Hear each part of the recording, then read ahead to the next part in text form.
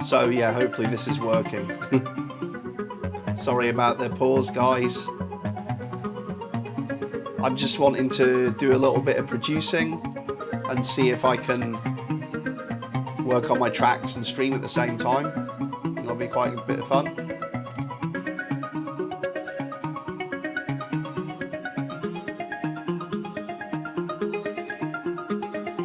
Hopefully it's working.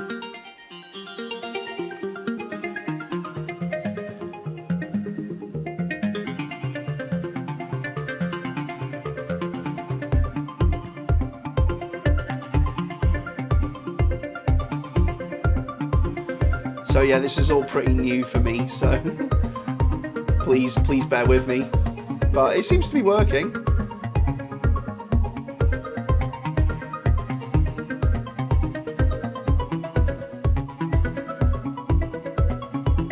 So yeah, this is going to be my next single. It's called Train. Working on a bit at the end, a bit of a sort of tool bit. Zoom out on it a bit.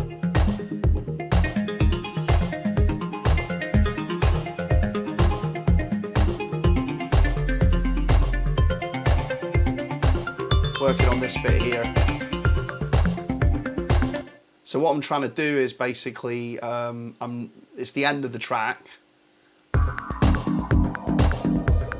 As you can see, it's 9 minutes 17. But I'm trying to do like an extra part at the end. So I want to have like a kind of tool type thing. And I'm going to get it put on the record, I think, as a separate track. So it's at the end of the side, but you know, if DJs want to just play this track, they can just play this track. So I'm just trying to work on a sort of a mini track, I guess you could say.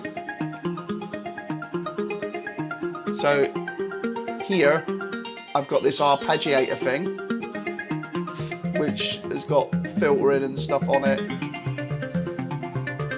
And I'm changing the pitch on it by using the transpose. So if you click on that one somewhere, it should say, yeah, you go, +3. So I'm changing the pitch. It's like a recording. I made a recording of a synth, and then I do this quite a lot. I basically make a recording from MIDI. So I basically write something in MIDI, do all my filtering and stuff like that, and then I record it, you know, so that I don't have to worry about the MIDI anymore, because MIDI can go wrong on Logic sometimes. And then after I've recorded it and it's all in there, I can then manipulate it any way I want. So I'm just treating it as a sample, you know, it's like a sample, but I made the sample, if that makes sense. So I kind of like working like this. Some people actually bounce everything out of their tracks and then they put it all into a new track, and then they start writing with just the audio. Other people do that, which is quite a cool technique.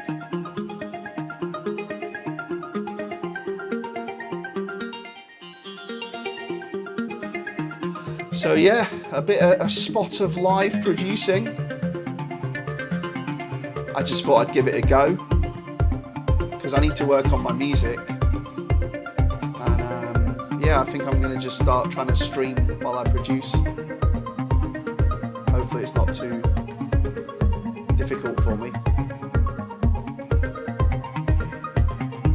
So you've got your kick drum here, and I've got a snare here coming in.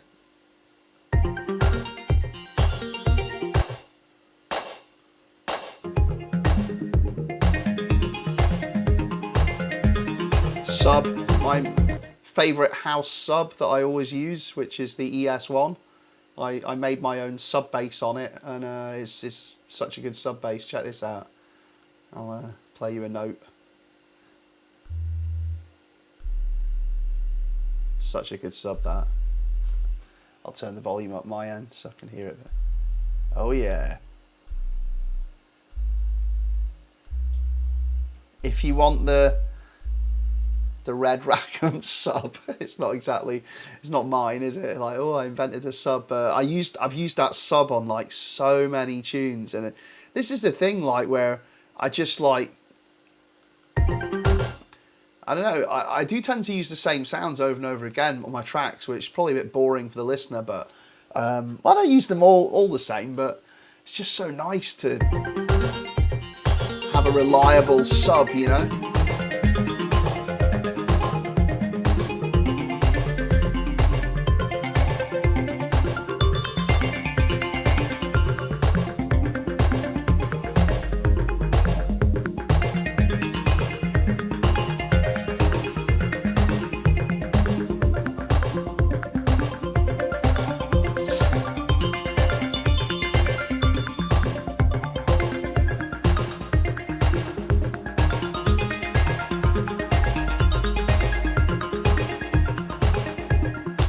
So that part there at the end, I think it needs a little something there. So what I tend to do is reverse things. So I'm going to try and reverse this bossa nova drum beat thing and see what that sounds like. If I can reverse it. I don't think I can. Has it been transposed? I should be able to reverse that. Why can't I reverse it? Damn you. Damn you, Logic.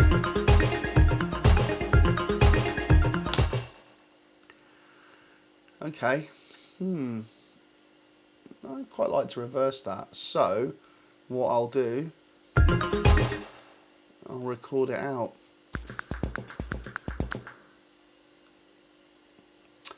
So if you're ever going to record something out,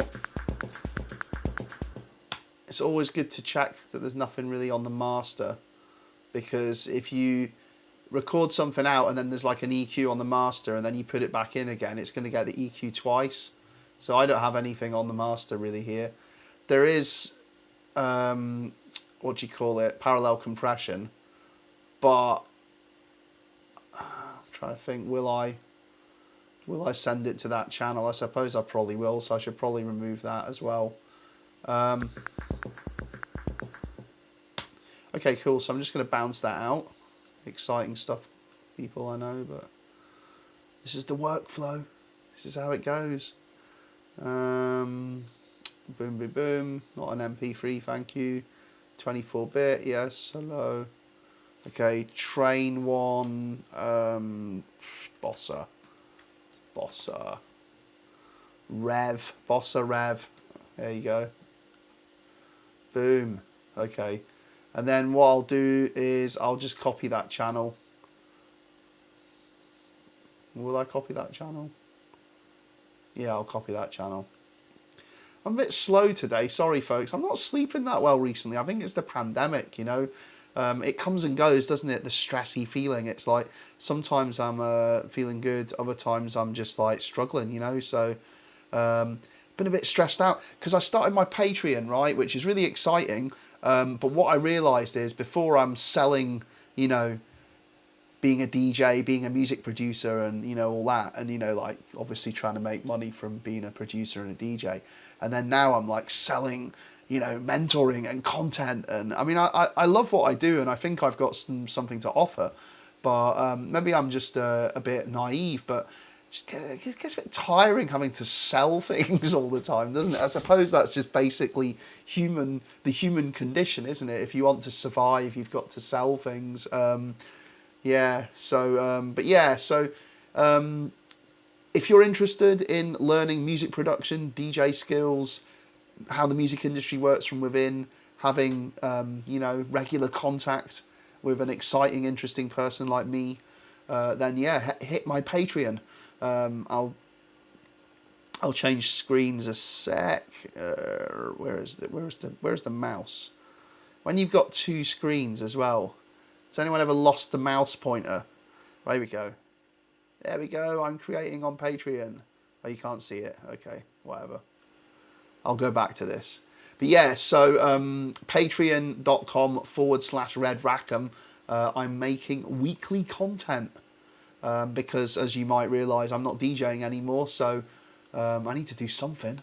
Okay, so where's this Bossa Rev thing? Should be at the bottom. There you go.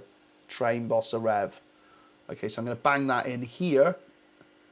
And then that means that I can reverse the the little blighter. So should sound fairly similar. Aha. Wait a sec. I've been really stupid, haven't I? I don't need those effects on because it's doubling it. I was telling you about that on the master. And I did it myself. Let me check that against that. Okay, that's a lot louder.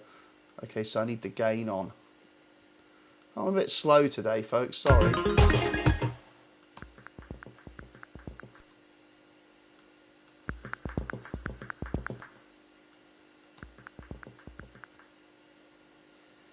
Give me a sec. Turn this up. Turn this up. Just want to check it sounds the same as the one above. Yeah, it sounds the same.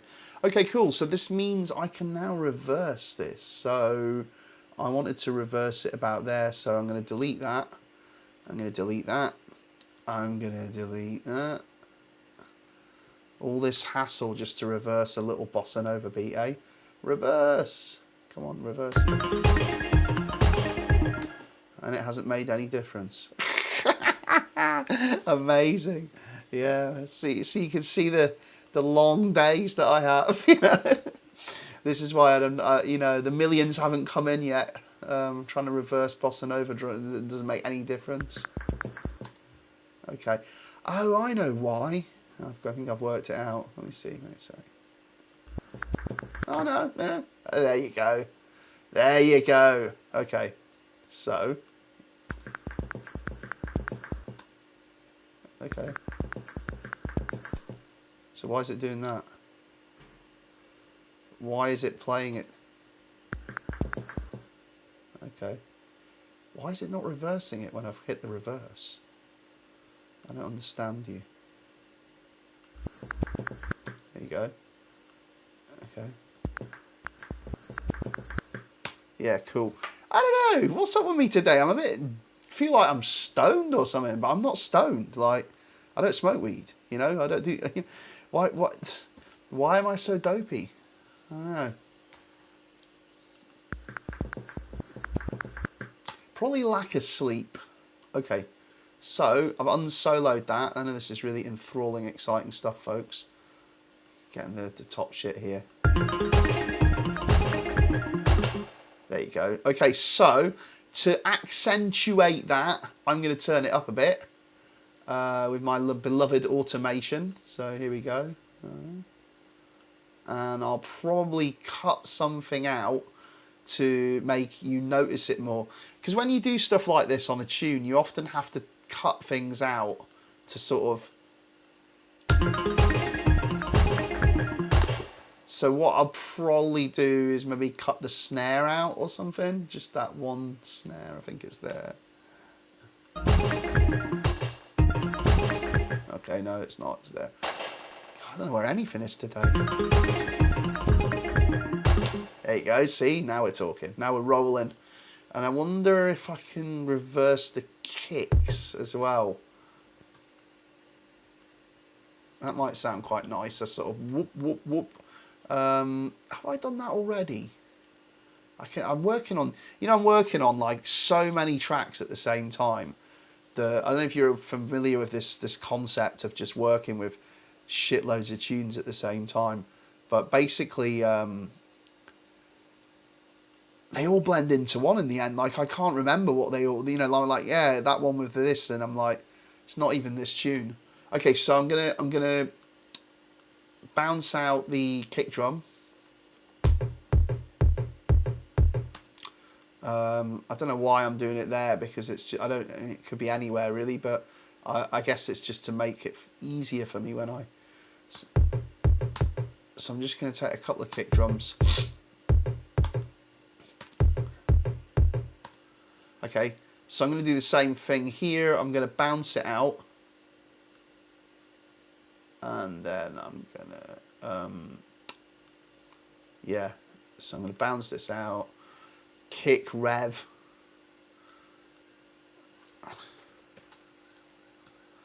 So I'm going to bounce that out, and then I'm going to have that as audio, I guess, underneath, just to keep it simple. So new channel, audio, hello, yep. And then I'm going to insert that. Where is it? Here you go, kick rev.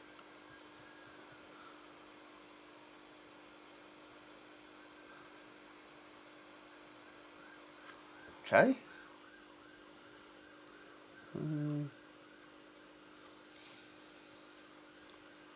I guess I should put the same EQ on it. Trying to work it out. If it was hard disk recorded with the EQ on it, then it should sound like that anyway, actually, thinking about it. Okay, remove that. So,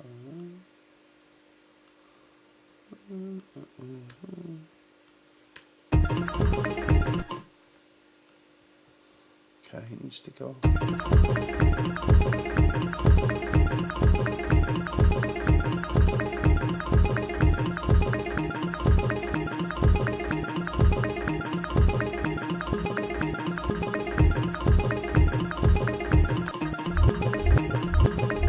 There you go. Oh yeah.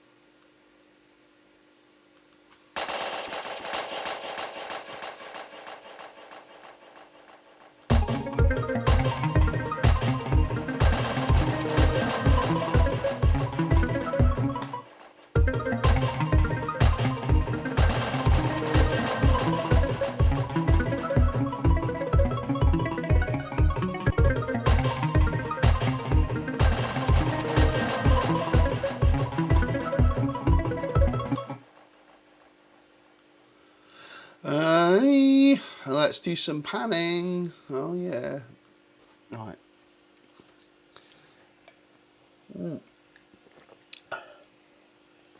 So yeah, thanks for joining me, folks. This is me live producing. Woo! Yeah, man.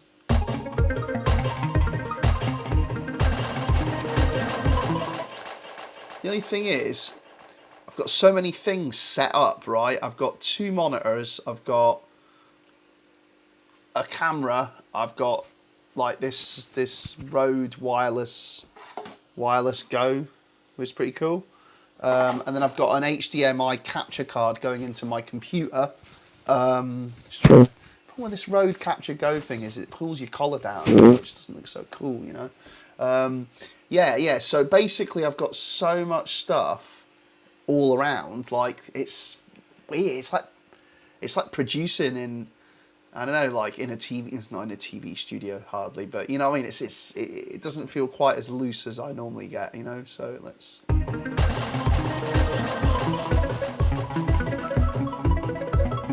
If anyone's got any questions or anything, feel free to hit the chat. You know, if you're hating it.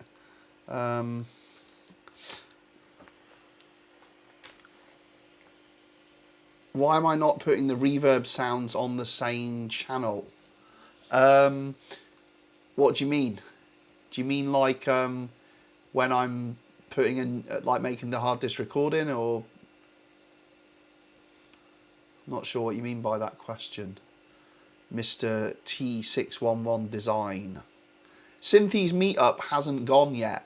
Synthy, the masterclass with Synthy is on Thursday, so it's the 27th of August, and it's from 8 till 9 p.m. UK time, and it's available to both tiers on my Patreon. So the lower tier can also access it.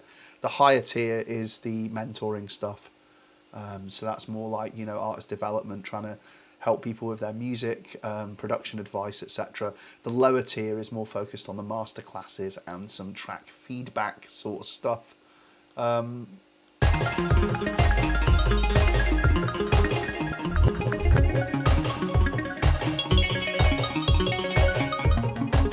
Oh, hello Marty, how you doing?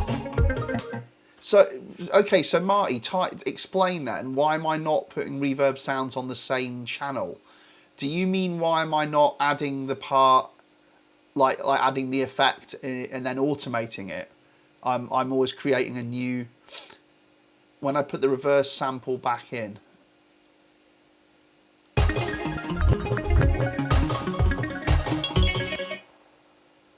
I wasn't really aware there was any reverb there, if you know what I'm saying. I mean, let me listen.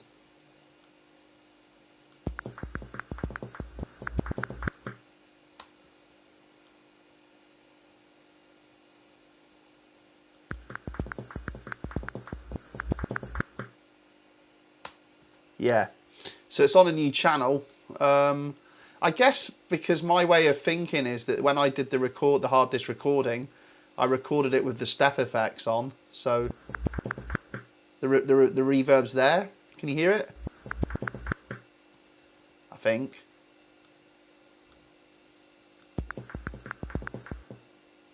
Seems pretty similar to me. So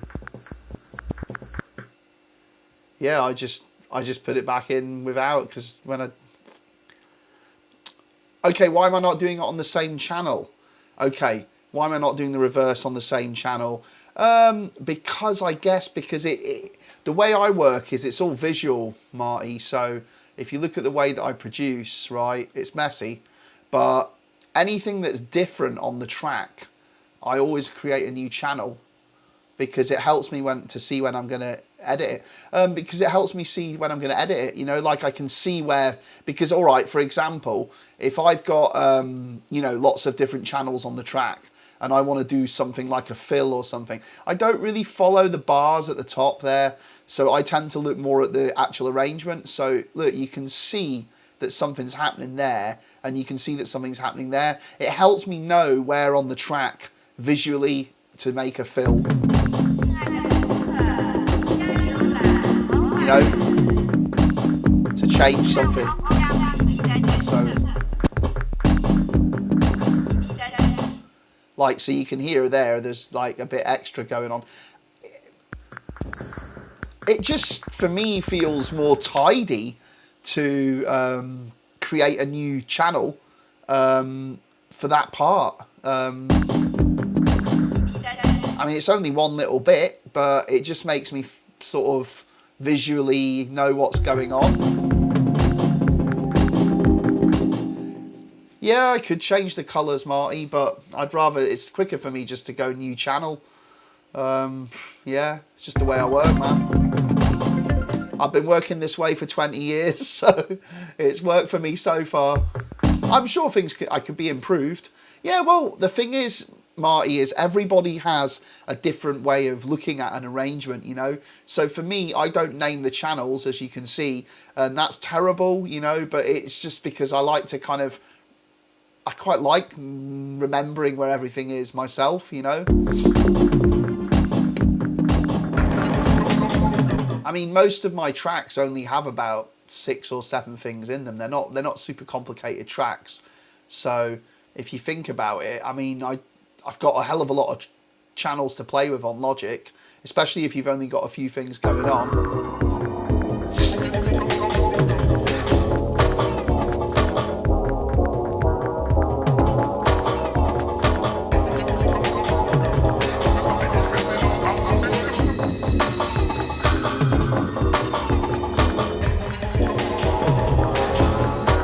I mean, I could tidy it up, couldn't I, and move everything around and stuff, but I'm not that bothered about making my arrangements really tidy. I mean, I guess I can visualize it in my mind, if that makes sense. For me, it's all about looking at the screen and going, all right, that's, you know, that's the ragga sample there, I think it is. Well, no, it's not, it's the break. I guess it must be this one here then.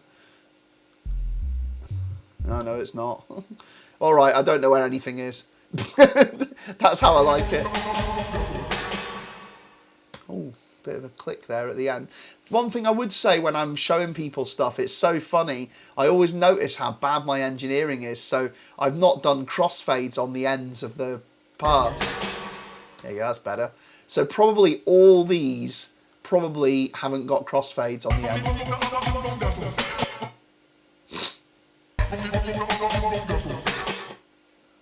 Do they? Let me have a look. Nah, they don't. I mean, unless you can hear a click, I think it's okay, you know.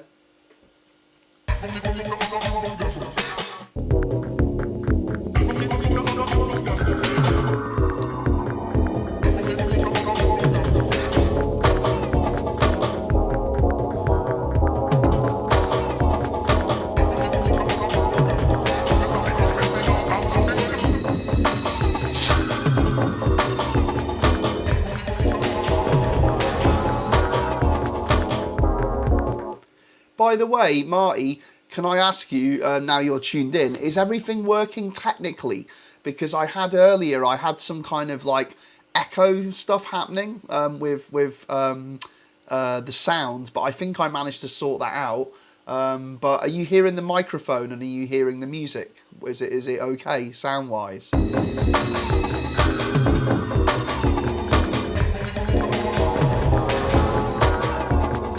Like when I speak over the top, is it working or is it bad?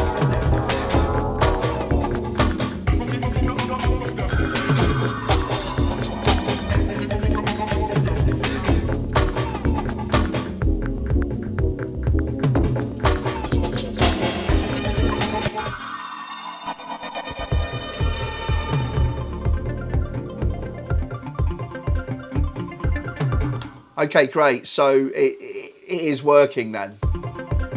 It's quite complicated to have Logic going into OBS and then using an external webcam through the HDMI. Yeah, there was echo. Yeah, totally. Yeah, it was because I had more than one input on OBS that was picking up the music. So it was kind of like playing the music and I was hearing the music and I think it was going back in again. So please excuse it. It's just quite complicated. So once I can get it all working, which I think it is now, I'm just not going to mess with anything. But I like my new camera, you know, 4K business. Oh yeah.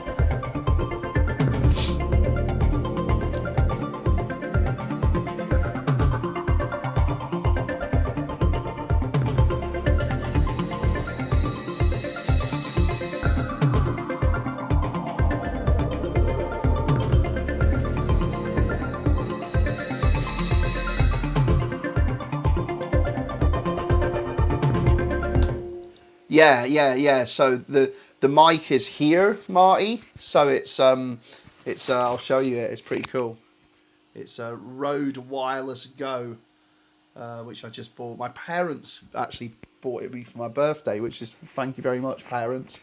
So it's really cool because it's like basically a close mic wireless thing. And yeah, I like it. It's pretty cool. So I'll show you the box. There you go, a Rode Wireless Go. You can clip a. The reason I haven't upgraded to Logic 10.5 is because I would have to upgrade my OS. So I haven't upgraded my OS yet. I'm still on Sierra. Don't ask me why. So basically, if I want to upgrade to the OS, then I'm going to have to hard disk record all of my plugins, which, you know, I've used on tracks, which are possibly not going to work with the transfer. I mean, they might work. It's not... I'm not doing things a lot of the time for a reason. I'm doing things because I'm lazy and I haven't changed them or I haven't upgraded. I mean, I know a lot of people who still use Logic 9. I'm not saying that's right, but, you know... Yeah, I'd love to have Logic 10.5. I paid for Logic, so, you know, they'll send me it as soon as I've just got to upgrade my OS to Mojave. I think Mojave's kind of safe. But yeah, I just started doing the, you know, Patreon mentoring stuff. So I don't really want to risk taking my computer out of the game at this moment. So I'm going to give it a couple of weeks or something. It's on the list. I'm also going to get an SSD external hard drive, like a 1 terabyte one, and maybe think about trying to, you know, work out if there's a way of me also having the possibility to go back to the old OS if things don't work. I'm not a computer guy, you know. I'm a music person, so I'm not really a computer expert. It's not really... Yeah, exactly, you know. I mean, I don't want to stay on Sierra because things are not working already. Like, I can't use iMovie. I mean, I want to upgrade to, I think, Mojave. I think Mojave's safe, but I think anything after Mojave is a bit dodgy, so...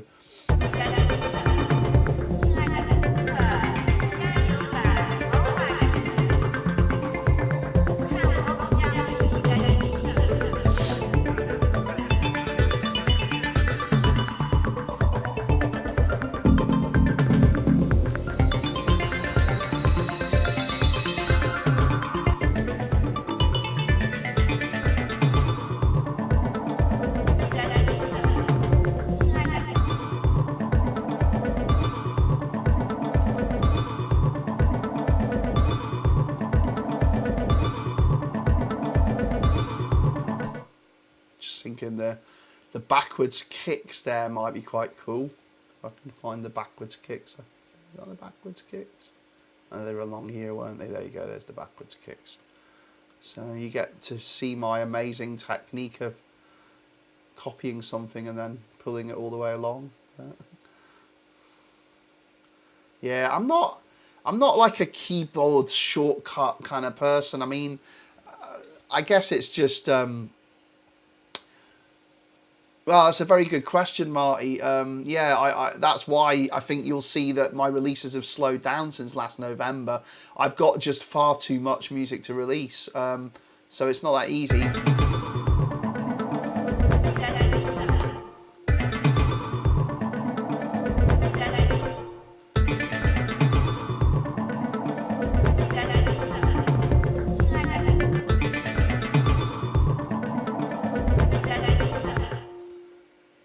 I've got far too much stuff to release. I'm writing all the time as well, you know, so...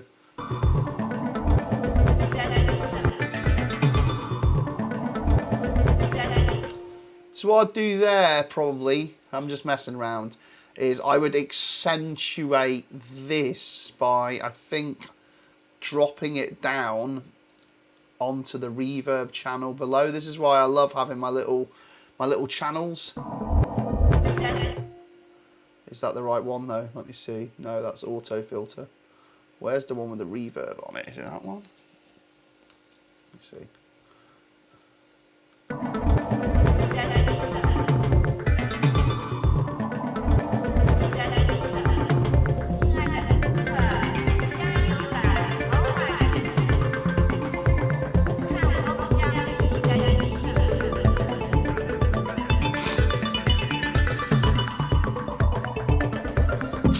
why can't I raise this one here? Why is it not? Oh my God.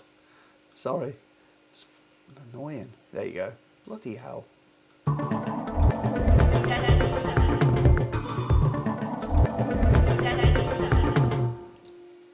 So what else is on this channel then? Let me have a look.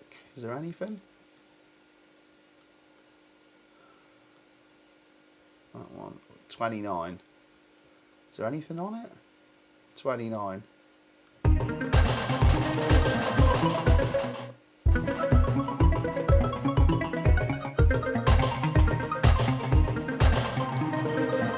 Okay, cool.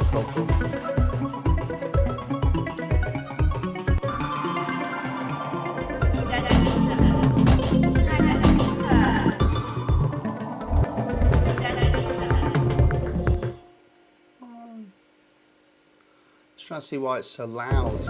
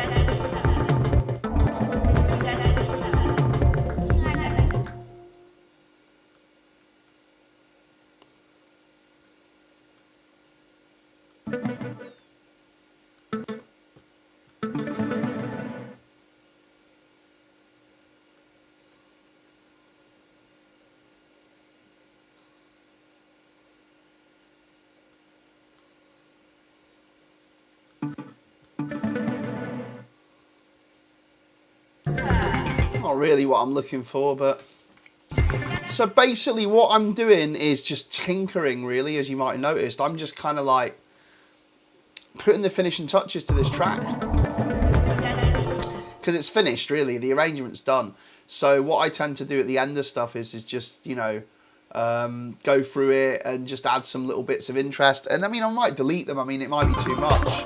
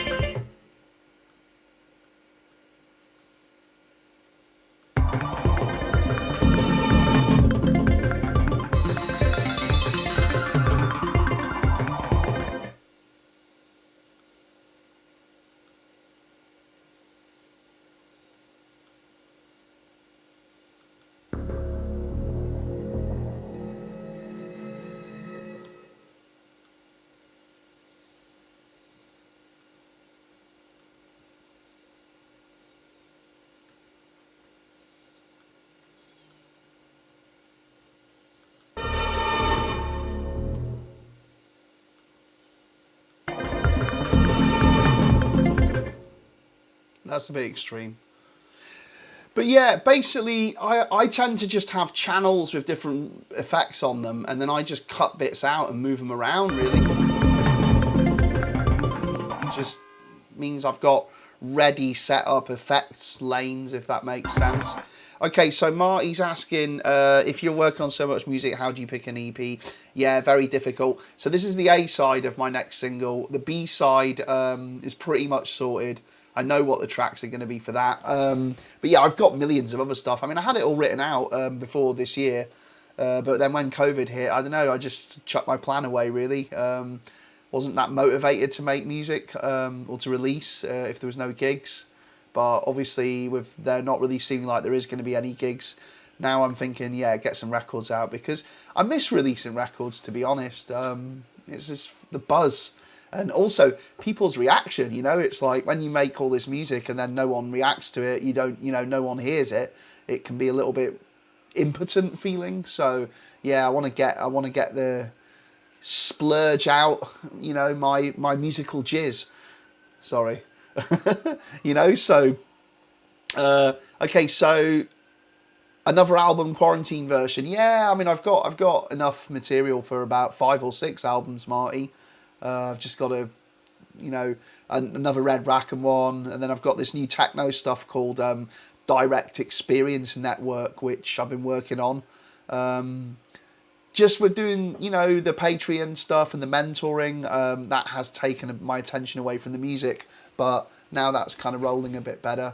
I'm feeling a bit more comfortable doing it. I think I can focus back on the music, and also I want to just start producing more and live streaming it, so I can work on my tracks and also provide content for my patrons at the same time. People can learn from what I do, learn the bad way, learn the good way. And have you ever tried producing a live session with another person? Do you mean like streaming, Marty? Like a live streamed producing session? That could be fun, I suppose. But I just find that the whole technical aspect of streaming, with like using my laptop to make music on and using my laptop to stream on, monitoring chat, monitoring the internet at the same time, it can be quite taxing. So it doesn't really always make me feel very creative, to be honest.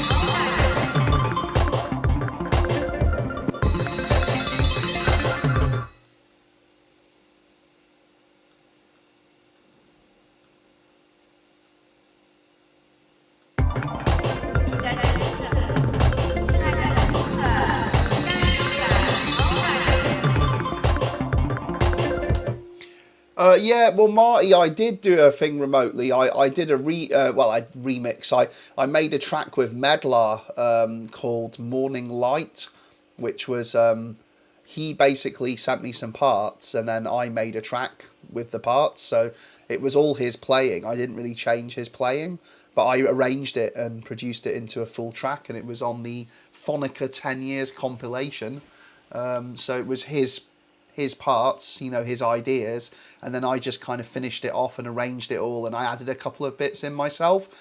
So I have done stuff remotely before. I enjoyed that, actually. What was great about it was that Medlar was really open to what I was doing. Like, he didn't, I have to say respect to Ned, he didn't say, oh, change that, or that's crap, or, he just seemed really easygoing and open. So that was great to collaborate with Medlar in that sense, because I'm not saying I'm right all the time, but, I've got my opinion of how I do music.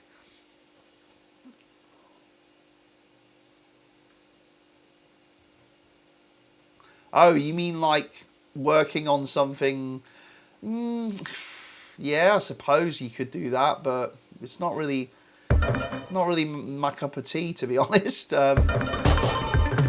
I like working with people in real life. I mean, making music on your own, like I've done for 20 years,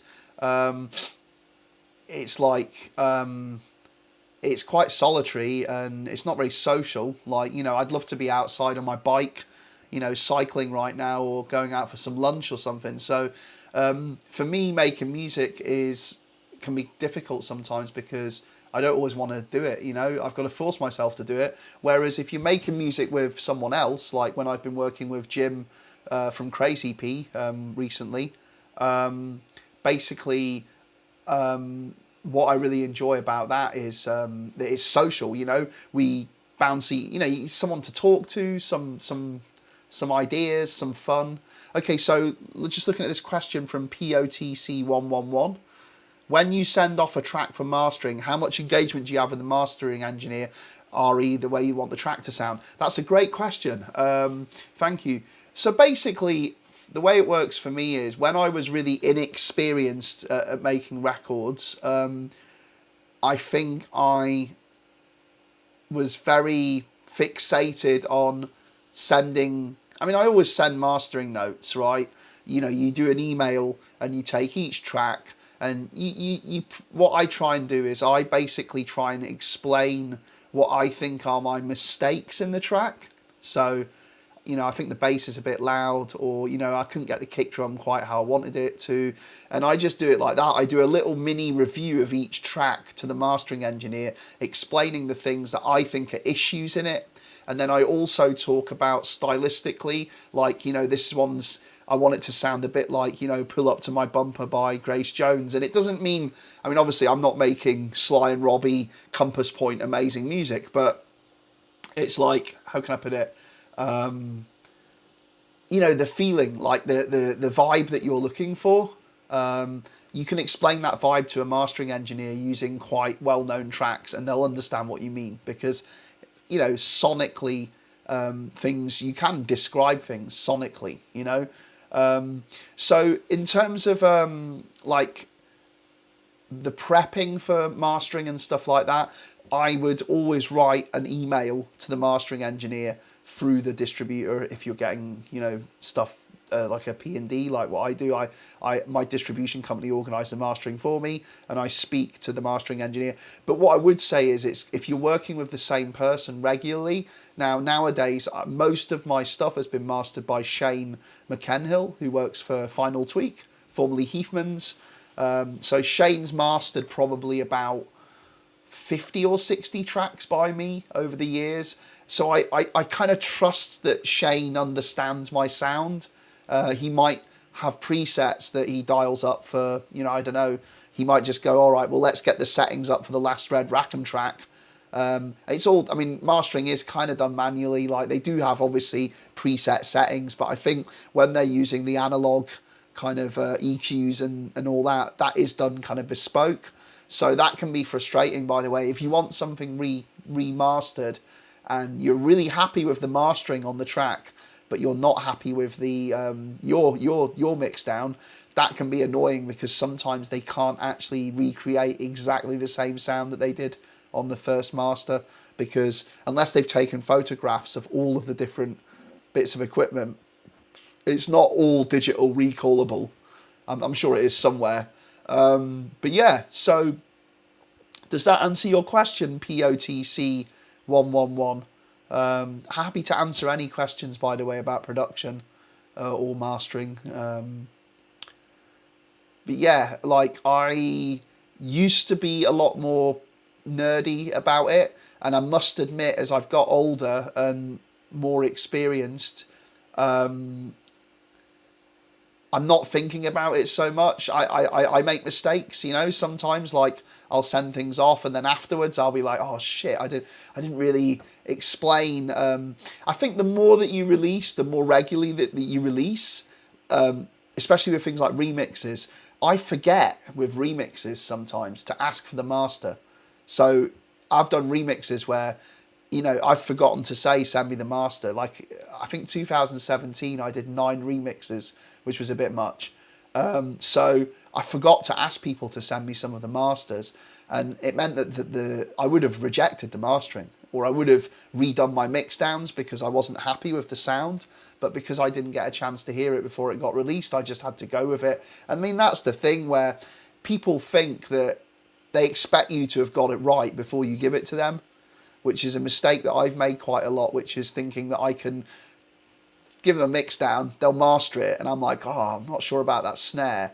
And then I'll be like, oh, can I do another mix down? And then the mastering guy's like, well, yeah, but like, someone's going to have to pay me more money. I mean, most mastering people are pretty cool, But obviously, if you're redoing your mix down after they mastered it, then that's not their issue. So this is why it pays to have a personal relationship with the mastering engineers, because if they've done work with you for years, then there's a little bit more leeway if you're not happy. I mean, you know, I'm fortunate that I think Shane and Matt Colton as well, who's mastered my stuff quite a bit, they're quite easygoing and cool. I mean, you know, they understand that you want to have it the best that you can. But I think there's a rule of thumb, which is before you send out the track for mastering, you should be 100%, 150% happy with it. And often you're not, because you're under time pressure, or, you know, you've just got that voice in your head going like, you know, you've spent weeks on this track. You're not going to be able to make an improvement on it.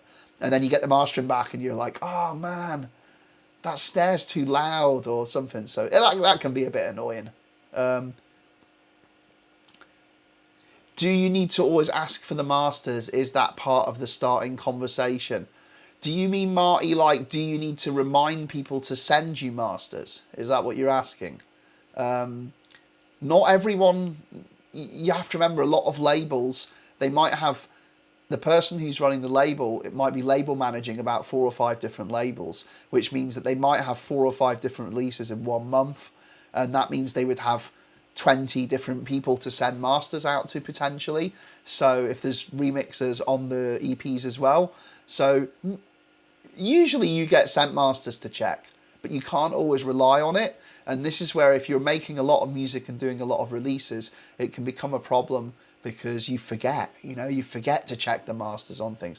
I've also had things where I didn't send the masters to the remixer. So I've had things remixed and I stupidly was like, yeah, the mastering's cool, you know, and then I forgot to send it to the person who did the remix. And then when the test pressings have come out, they've been like, oh, the sound on my remix is terrible. I'm not happy with the mastering at all. And you're like, oh my God, you know, that's totally my fault. So yeah, I've made mistakes, definitely. But I have to say, God bless the mastering engineers who've done my music, because most of the time they've drastically improved it, in my opinion. So I'm very grateful for mastering. Okay, so I'm really hungry, folks, so I'm going to call it a day today. But thank you so much for joining me, and I really enjoyed the talking and the interactive aspect of it all. I'm going to be doing more of these live sessions on my Patreon. So if you're interested in you know, joining me for live feedback sessions, I'm just going to slam the link in the chat. Basically, I'm going to be doing live feedback for music producers. So I'm doing Zooms. So Zoom meetings and group meetings, people send me their music and I'll give live feedback and production advice on it. I'm also doing interactive crate digging, which is quite good fun. So that's where my patrons select music. So they say, hey, have you got any broken beat? Have you got any house? And I'll pull stuff out, play the records. We talk about the records. We look it up on Discogs. So I'm really showing my music collection to people, but I'm also encouraging my patrons to share their music as well. So people can connect their decks to Zoom as well from the other side. And it ends up being a real nice little music swapping session. I'm doing live producing, which is what I'm doing today. So pulling up Logic, working on some tracks, and, you know, trying to give some advice, answering questions about things like, why do you have that EQ? I mean, what the hell is that? That is insane, isn't it? It's because it's like this vocal sample.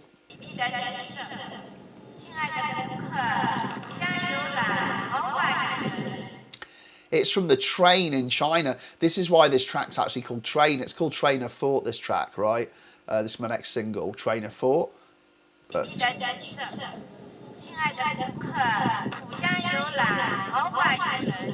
that is literally just an automated message on a train in China from when I was on tour there. I guess it was when I was there. I'm not sure when it was. Would it be this time that I was there? I'm not sure. It must have been the time before when I was there. I was there in 2016 or 17 or something like that. But yeah, so God bless the iPhone, by the way. You know, if you've ever got the voice recorder on an iPhone or on your mobile, it's great to just record shit when you're traveling. I do it a lot, just record weird sounds and all that. So yeah, back to my Patreon. I'm also doing live masterclasses. So I've got Cynthia on August the 27th, which is going to be a lot of fun. So Cynthia's going to be showing us around her Berlin studio. She's got a really amazingly well-equipped studio in Berlin. I'm just going to switch this back to this, by the way, because I should change the colour of that writing, though, because you can't read it or move it. Let me move it. There you go. Way. That's a bit better, isn't it? Yeah. So basically, Cynthia's going to show us around her Berlin studio, and she's also going to show us some tracks that she's working on, which is going to be really interesting. And hello. Oh, I've gone. Okay, right. I've gone. Yeah. So basically, that's so annoying. I've not set up OBS right. If I leave the Logic screen, then my separate microphone thing isn't working. Excuse me. Yeah. So Cynthia on August the 27th. It's 8 till 9 p.m. UK time, and she's gonna show us some tracks that she's working on. She's gonna show us around her amazing Berlin music studio, and we're gonna discuss how to be your own boss, and also how to work as part of a team, because that's a couple of things that Cynthia's done really well, which really I think is amazing skill. She's totally autonomous, and you know, she looks after her own record labels, her own record store, etc. And she also has a team of people who help her. So she's got a press guy, Jordan from Elevate. She's got her agent, which is Laura from On Board. Laura, who used to run Bass Cadet Records, or co-run it in Berlin. And yeah, various people. She's got someone to help her with the shop as well. So I'm really excited to speak to Cynthia about how she manages to be independent and, you know, kind of hold her ground in the industry, but also be good at working with people. And I'm also really looking forward to seeing what music that she's working on. And I've got a really good guest in September, a young guy from the UK called Adam Pitts. And I met Adam last year when he was DJing at Take 5 Cafe. And he was playing with Alex T, who unfortunately passed away from meningitis a few months later. So I'd never met Alex before, so that was quite, you know, surreal to meet the guy. And I remember him, you know, and like shaking hands and talking. And I remember him with Adam, you know, and I mean, they were DJing together back to back. And Alex isn't around anymore, so that's a bit crazy, isn't it? So rest in peace, Alex. But yeah, so got Adam Pitts, and Adam's going to do like a production workshop. He's a Logic guy as well, actually. I was quite surprised. I was thinking he'll definitely be Ableton because he's young. Oh, okay, the mic was sounding fine when I had the Logic non-screen on. Thank you, Marty. Sorry. Yeah, it's just because I can see there's an input, but I guess if there's an input, that means there's also that you're hearing the sound. Sorry, excuse me. I've got so many things going on here. It's like I've got, a lot of things going on. So yeah, Adam Pitts will be the masterclass in September, and I'm really excited about that. And then, I also did the first artist mentoring session on Thursday, and that was basically a small group. So it's going to be groups of 10 people or less. You know, if the group gets towards 10, I'll just split it. And it's all about helping you fulfill your goals. So it's about setting some goals, setting some plans. What do you want to do with your music? You know, do you want to make a record? Do you want to set up your own label? Do you want to be a famous DJ? Do you want to be, you know, just a really good music producer? Do you want to start your own brand?